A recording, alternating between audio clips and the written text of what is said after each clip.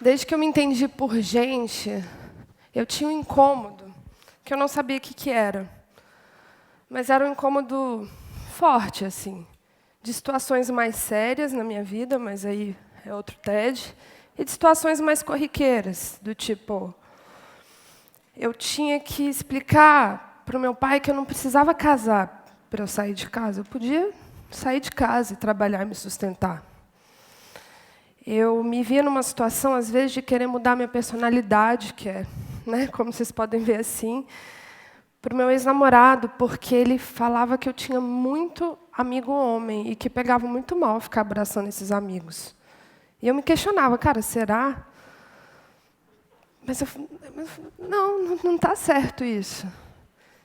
E esse incômodo estava ali comigo. Toda semana eu encontrava com ele em uma situação X, Y.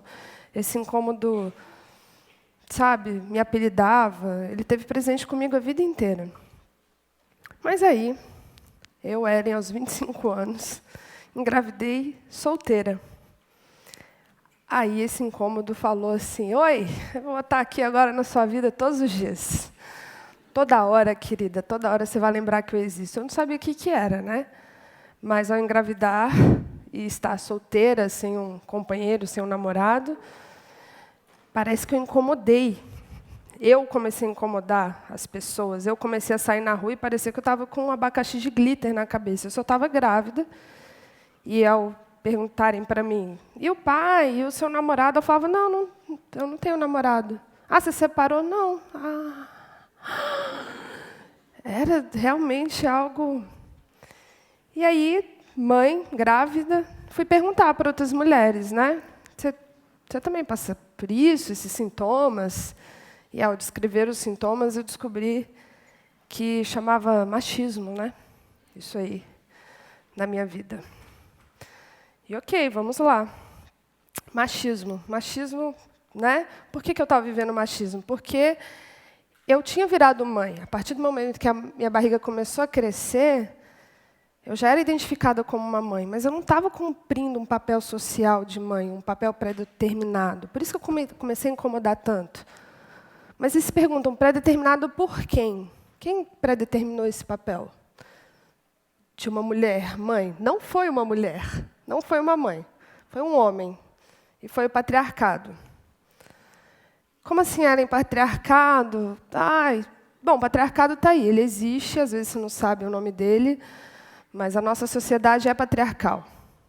As grandes empresas são, na maioria, coordenadas por homens. A política do nosso país é decidida, em sua grande maioria, por homens. Uma casa também, onde um homem decide e coloca as regras para sua esposa, para os seus filhos, também é patriarcal. E foi esse patriarcado, lá de antigamente, que é outro TED, que intitulou que mãe tinha que estar casada e que mãe... Era isso, mãe tinha que ser muito boa, muito perfeita, cuidar dos filhos, que mãe tinha instinto materno, né, que mãe ali nasceu o bebê, é ela e o bebê e ela, só eles dois. Porque isso é que é ser mãe. Isso é que é lindo, né? Isso é que é amor. Porque se não for assim, não é amor, não. E aí eu falei, nossa, tá bom. Aí estava grávida, depois daquele susto, daquele teste de gravidez. E aí, quando eu estava grávida, eu falei, ei, mas eu quero ser mãe. E eu decidi ser mãe, mas eu não tinha ideia do que era ser mãe. Eu tinha decidido algo que eu não sabia. Para mim, mãe era a Gisele Bündchen, né? Que estava amamentando, fazendo unha, fazendo cabelo, sendo maquiada. Eu falava, eu quero ser mãe. Ou era a Rachel, de Friends, que era mãe solteira. Eu falei, que nem eu, e foi ótimo. E estavam todos amigos com ela, e a vida dela estava linda ali depois que a Emma nasceu, né? Era a mãe da novela, era a mãe dos filmes, era a mãe da revista. Falei, quero ser mãe. Então, o que aconteceu? Isso não é ser mãe, né? A mídia me enganou. Ninguém me ensinou o que era ser mãe. Na minha escola, teve Dia das Mães todo ano, eu não faltei nenhum, e eu não tinha aprendido o que era ser mãe. Eu fiz 2 faculdades e ninguém falou sobre maternidade lá. Ok. Ao me tornar mãe, eu percebi que eu tinha escolhido ser uma pessoa que não existia. Eu não sabia que ser mãe é ter que lutar para você conseguir parir com respeito, para você não ser enganada até por um médico, que é uma pessoa que você tinha que confiar, porque esse médico pode ser que ele faça com que você caia numa cesárea desnecessária, porque só de 10 a 15% de cesáreas no mundo são necessárias. Então, quando você vira mãe, você já tem que estudar a política, o sistema de saúde do Brasil, estudar sobre o parto, porque você vai ser enganada. Eu não sabia que ser mãe é você ir fazer o parto e fazerem um corte em você tão grande que talvez você demore 1 ano ou mais para sentir prazer em relação sexual de novo. Ser mãe é você ir parir e não poder gritar ou não ter um acompanhante e ainda te ridicularizarem, porque você fez e foi bom na hora, né? Por que está gritando agora? Porque mãe não vai poder sentir dor na hora de ter um parto, né? Ser mãe é ter que, com um filho com 4 e 5 meses, sair de casa e passar mais de 10 horas fora de casa, porque a sua licença maternidade acabou. Ou é ter e poder contar com o pai do seu filho, mas a licença paternidade é de 20 dias. Né? Ser mãe solo, às vezes, é escutar que você tem muita sorte, que o pai do seu filho paga pensão. Porque tem pai que nem isso, então, que bom, né? Que ótimo, por que você não está achando bom? Ou é ser mãe e ser solteira, e as pessoas acharem que o seu maior objetivo de vida é achar um marido que vai se tornar o pai do seu filho. Mas que, para isso, você tem que ser vaidosa, tem que emagrecer, tem que se cuidar. Mas você vai achar. Porque é isso, você virou mãe e você é solteira, virou seu objetivo. Você nem cria o filho, né? Você vai achar o marido. Aí, o objetivo é esse agora. Né? Ser mãe é contar com a ajuda, às vezes, dos avós, dos tios, e ser julgada pelos próprios avós e tios. Ou ser julgada por quem? Por outras mães. Sabe aquela história? Ai, teve filho e deu para avó criar. Que é isso, né? E aí é isso, eu tinha virado mãe, eu não sabia que ser mãe era tudo isso. Como que eu fiquei? Perdida, excluída, oprimida. Eu, nos primeiros dias do Caetano, as pessoas iam me visitar, e como é que você está? Eu falava que eu estava bem, mas eu queria falar, eu não tenho a mínima ideia do que eu estou fazendo, eu nunca fiz isso. Mas o instinto materno, né? Eu tinha que saber fazer o que era aquilo. O instinto materno ensina a gente a cuidar do filho, né? A amamentar. Você põe e fala, instinto materno, é assim, a pega é assim, olha a boquinha, olha aqui, tem que ver, tem que massagear, senão dá...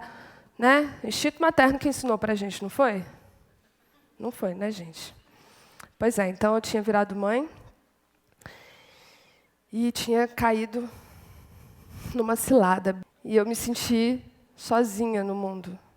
Eu senti que se eu falasse a verdade sobre ser mãe, as pessoas iam me julgar que eu não amava o meu filho. Eu me senti tão mal que eu desenvolvi uma depressão pós-parto. E até isso eu tinha que fazer, eu tinha que falar, eu estou com depressão. Aí as pessoas olhavam para o Caetano assim, falavam, mas eu amo ele, está tudo bem. É depressão, eu amo meu filho. Mas aquela mídia lá que ensinou para a gente que ser mãe é a mãe perfeita, também ensinou para o pessoal que depressão pós-parto é a mãe que joga o filho da janela. Então, eu falava que eu tinha depressão pós-parto, porque a maioria das mulheres tem, muitas mulheres têm, mas nem isso eu podia falar, porque senão as pessoas achavam que o Caetano estava roxo ou passando fome. Então, eu tinha que falar e tinha que dar uma explicação. Aí eu parei de falar. E eu fui ficando silenciada. E aí eu olhava para o Caê e falava, gente, como eu amo essa pessoa, né? E ele lá, crescendo, a gente criando um vínculo. Tinha dia que eu estava 10 horas da noite com a camisola mijada, com o sutiã para fora, de amamentação. E aí ele dormia, tudo que eu queria que ele dormisse. E quando ele dormia, eu não colocava ele no berço, eu ficava olhando para ele, porque eu amava ele. Eu falava, cara, esse é o melhor momento do meu dia. Olha esse menino que eu fiz, eu sou muito foda. que isso? E eu parava para pensar e falava, como é que eu vivi até hoje sem essa pessoa? Não sei. Minha vida não tinha sentido nenhum. Eren, mas espera aí. Sim, gente, eu amava o Caetano loucamente. O que eu odiava é ser mãe. A mãe do patriarcado. Aí vocês estão pensando, nossa, então a Ellen, ela, pariu já sendo feminista radical. Claro que não, eu nem sabia o que era feminismo. Aliás, eu tinha preconceitos terríveis sobre o feminismo, que eu tenho vergonha de falar. Mas, ao saber que eu estava revoltada com tudo aquilo, que eu não podia falar sobre aquilo, eu descobri que, quem sabe, se eu estudasse o feminismo, eu ia poder lutar contra o machismo. E aí eu comecei a estudar, tirei meu preconceito, minha ignorância. Comecei a estudar, comecei a me informar, comecei a conversar com amigas feministas. E falei, cara, olha o que o patriarcado fez. Ele fez o quê? Chegou e falou assim, olha, gente, para você ser mãe, você tem que fazer tudo sozinha, porque mãe boa é essa, você tem que cuidar do seu filho sozinha, você tem que abdicar das coisas, porque, afinal, você se tornou mãe, e isso é que é amor. Então, o que ele fez? Ele fez com que eu ficasse cansada, exausta, com que eu saísse do meu mercado de trabalho, com que eu parasse de saber de situações políticas do meu país. Ele me excluiu de decisões, ele me excluiu do mercado de trabalho, ele continuou como homem ali no poder, excluindo uma mulher. E eu falei, aqui não. Você vai ver, não é assim. Então, por que é importante desromantizar a maternidade, gente? Quando a gente desromantiza a maternidade, a gente explica e a gente defende que um filho não é uma responsabilidade só de uma mulher. É necessário uma vida inteira para se educar uma criança. Tem um provérbio africano. Por quê? Porque criança é filho da mãe, é filho do pai, é filho dos avós, é filho dos tios, é filho dos vizinhos. Porque quando essa criança é criada por todo mundo, uma mãe pode sim voltar a reivindicar o seu papel na sociedade. E quando várias pessoas participam de uma criação de um filho, é muito mais fácil mudanças políticas acontecerem do que só mães reivindicando, né? É importante desromantizar a maternidade para que uma mulher, numa entrevista de emprego, possa ser sincera e falar que ela pretende ter filho alguma hora. E que, mesmo assim, ela consiga aquela vaga. Ou que uma mulher fale, tenho filho, 1, 2, 3, 4, 5, 6, quantos eu quiser. Isso não influi no meu profissionalismo. É importante desromantizar a maternidade para que uma mãe que está se sentindo sozinha possa sair de casa e o ônibus que ela pega, ou o metrô, seja um local seguro para ela e para o bebê, o que não é. Então, ela não sai de casa. Ou para que uma mãe possa andar na rua, na calçada, com um carrinho, e ela não esteja fazendo uma prova de rally crossfit. Ela só esteja passeando com o filho dela. Para que uma mãe possa participar da cultura da cidade dela, possa ir para restaurantes, para que as crianças sejam bem-vindas, e que nesses locais tenha um trocador, pelo menos isso, né? É importante desromantizar a maternidade, gente, porque a gente não pode mais fazer esse papel de dar nosso suor e nosso sangue, ser excluída da sociedade e criar um cidadão economicamente ativo para ir participar desse capitalismo, entendeu? A gente tem que participar junto, a gente tem que reivindicar nosso lugar. Quando você desromantiza a maternidade, você muda o mundo para os seus filhos. Você muda o mundo para um mundo melhor. E a desromantização da maternidade é feminista. Obrigada.